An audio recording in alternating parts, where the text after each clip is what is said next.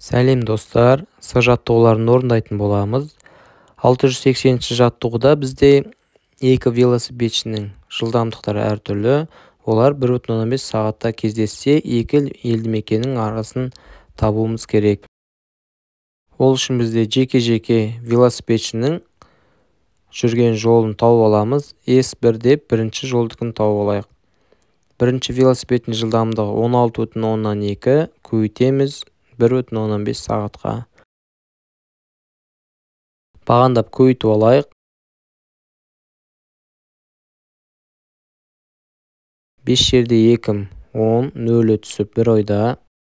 5 жерде 6 30, ойдағы мен 31, 1 түсіп 3 ойда қалады. 5 жерде 1 ойдағы мен 8 болады. Енді 162-ні 1-ге көйтсек, өзін түсіруге болады. Сандарды қосамыз. 0 өз түседі. 1-ге 2-ні қоссақ 3, 8-ге 6-ны қоссақ 14, 1 ойда 2 түседі. Сонда өтірден кейін 2 сан 0-ді алып тастаймыз. Сонда 24,3 километр болады. Бірінші велосипедшінікі жазып қойайық.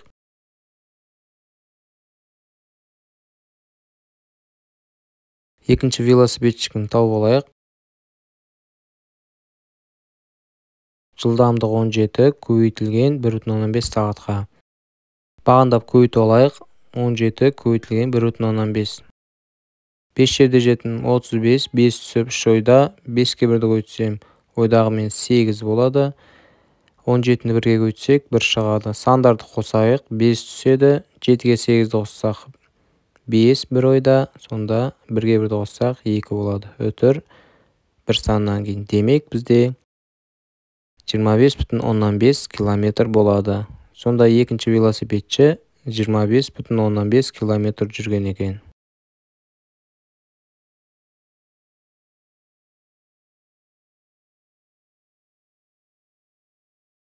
Екі елді мекеннің арақашықтығын табу үшін екі велосипедшінің жүрген жолдарын қосамыз. Сонда 24,3 қосылған 25,5. Осы 2 санды қосқанда 49,8 километр шығады. 681 есепте бірінші күні олар 0,4 жүрген екен жолдың барлық жол. Бізде барлық жол 325 километр. Демек көбейтеміз. Бағандап көбейтіп алайық. 325-ті өтірді елемесек 4-ке. 4 жерде 5 20, 0 түсіп 2 ойда. 4 жерде 2 8, ойдағы мен 10, 1 ойда болады. 4 жерде 3 12, ойдағы мен 11. Сонда өтірден кейін 1 сан, бізде бүтін сан шықты, 130 саны болады. Демек, бірінші күні 130 километр жүрген екен. Екінші күні барлық жолдың 0,12-сін жүрді. Демек, 325-ті көбейтеміз 0,12-ге. Өтірді елемей көбейтіп алайық. 325 көбейтілген 2, 0 түсіп 1 ойда, 2 жерде 2 4, ойдағы мен 5, 3 жерде 2 65. Сонда өтірді алсақ 65 шығады. Екінші күні 65 километр жүрген болып шықты. Үшінші күні бізде тағы қанша жол жүру керек? Үшінші күні деп алдық. Демек, барлық жолдан біз бірінші күні мен екінші күнін қосып алып тастаймыз. 325 азайтылған жақшаның ішін қосқанда 195 болады. Сандарды азайтсақ 130 километр шығады. Сонда қалған бөлігі 130 километр болып шықты.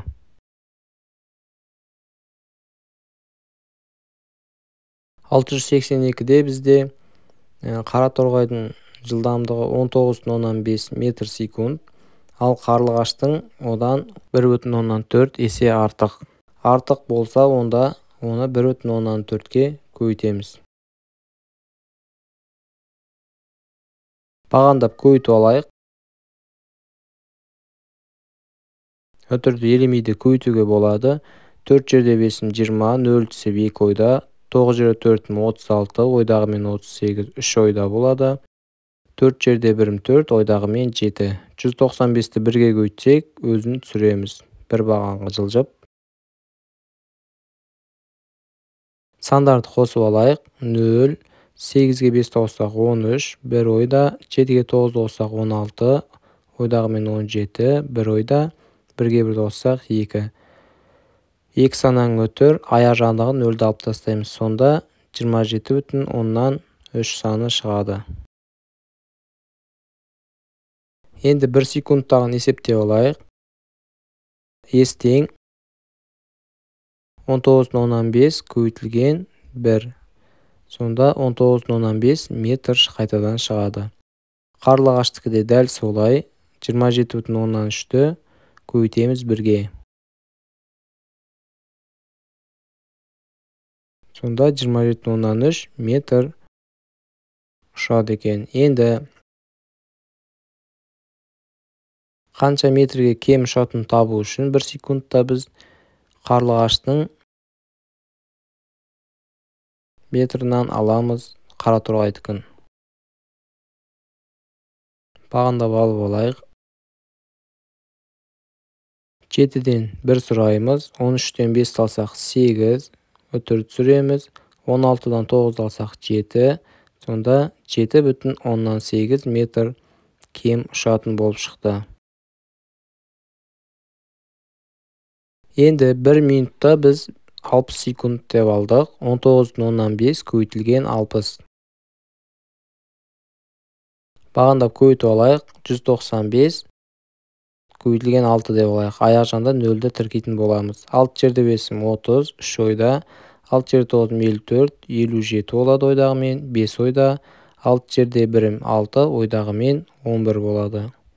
60-тың 0-ін түсіреміз. Өтірден кейін 1 сан 0-ді алып тастауға болады. Сонда бүтін сан шығады. 1170 метр. Қарлығаштың қанша ұшқанын табу үшін біз 60-ға көбейтетін боламыз. Сонда 273 көбейтілген 6 деп алуға болады. 6 жерде 3-ім 18, 8-і түсіп 1 ойда.